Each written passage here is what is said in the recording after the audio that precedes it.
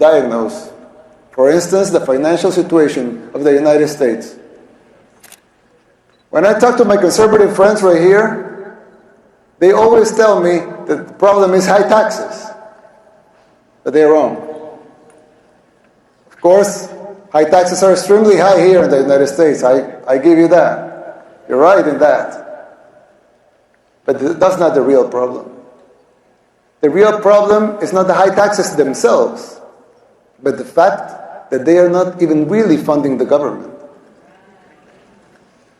Not even those high taxes, higher than a lot of places in the world, not even those taxes are really funding the government. So who's financing the government?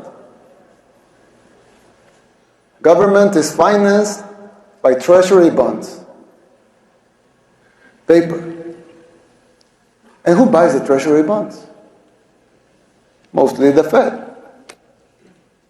And how does the Fed buy them? By printing money.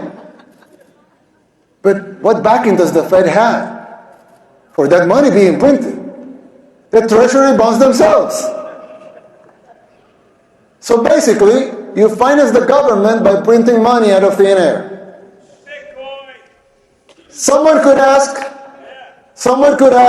well, so if the government can print the limited amounts of money out of thin air, why do they collect taxes?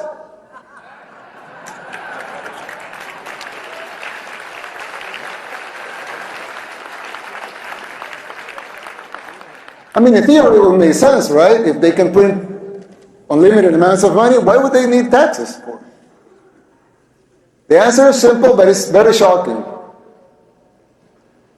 The real problem is that you pay high taxes only to uphold the illusion that you are funding the government, which you are not.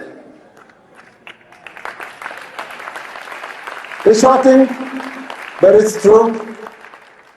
The government is funded by money printing, paper backed with paper, a bubble that will inevitably burst.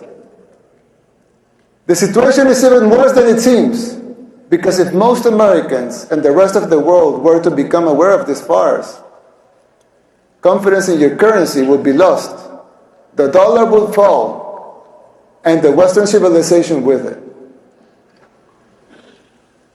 If the next president of the United States doesn't make the necessary policies and structural changes, sooner or later that bubble will burst.